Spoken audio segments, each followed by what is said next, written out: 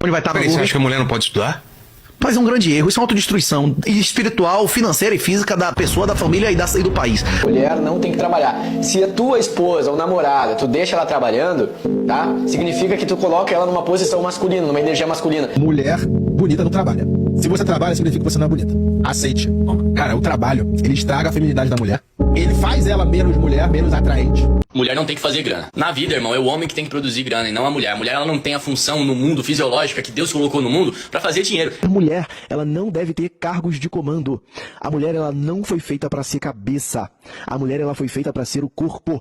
Então, a mulher em si, ela sempre tem que estar sujeita a um homem. Mulher que trabalha muito, automaticamente tem energia masculina. Ponto final. Mulher de carreira, mulher que ganha muito, tem energia masculina. Se ela é muito inteligente e ela é bonita, ela vira puta. Acompanhante de luxo ou vendedora de conteúdo. Mas se é inteligente e é bonita, vira puta.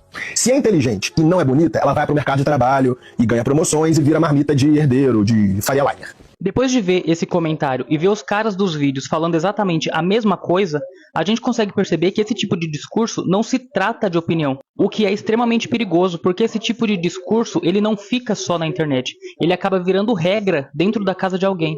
Produzir conteúdo para vários caras falando que a mulher não pode estudar, não pode trabalhar e não pode ter vida, isso não é ideologia. É o tipo de pensamento que abre porta para a história terminar exatamente como terminou com a prima dela. Enquanto esses caras continuarem espalhando esse lixo disfarçado de masculinidade, muitas mulheres vão continuar pagando essa conta com a própria vida. Siga para mais dicas. Bom, pessoal, como vocês bem sabem, eu estou um pouco afastado das redes sociais devido a algumas questões, mas logo estou voltando. Mas eu não poderia ficar calado referente a esse assunto. Os Red Pill são um problema para a sociedade. A que ponto o Red Pill chega a ser um problema para a sociedade? Quando ouvimos falas como essas que vocês acabaram de ver aqui nesse vídeo, onde não entram em um certo contexto. Por isso, não contextualizar aquilo que ele está argumentando, acaba tornando ele como pessoas criminosas, como pessoas misóginas, como pessoas que defendem certas crueldades. E o que acontece?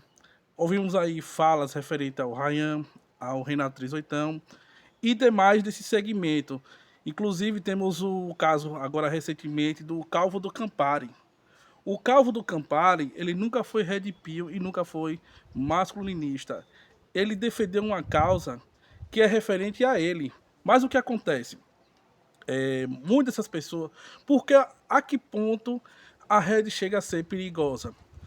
Porque pessoas que não têm o entendimento daquilo que está sendo ali discutido entre os homens, acabam levando algumas questões de forma literária.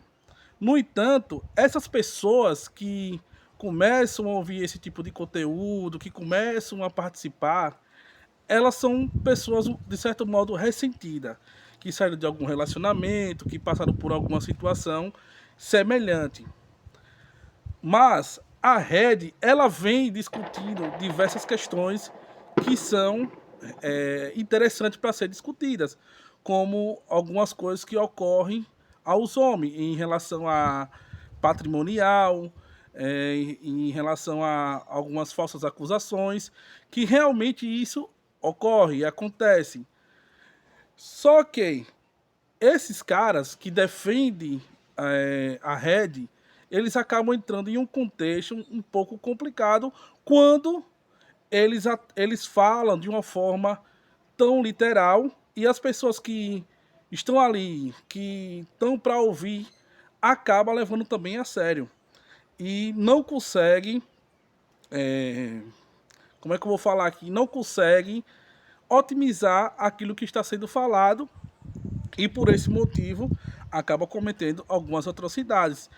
Tanto hoje que um grupo de mulheres estão aí tentando tornar crime falas que são falas de certo modo tendenciosas e falas misóginas, porque dá para perceber que existe uma raiva ali.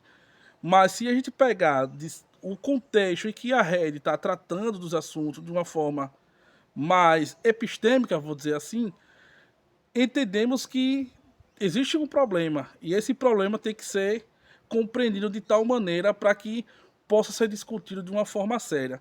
E pelo fato desses caras que se dizem Red Pill, acaba fazendo o quê?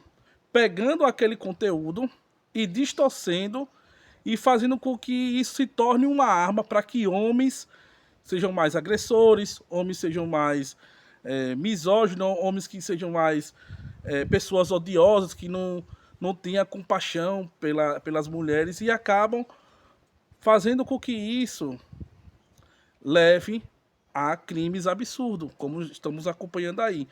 O caso em relação ao Calvo do Campari, eu sinceramente, eu nunca achei o Calvo do Campari um Red Pill.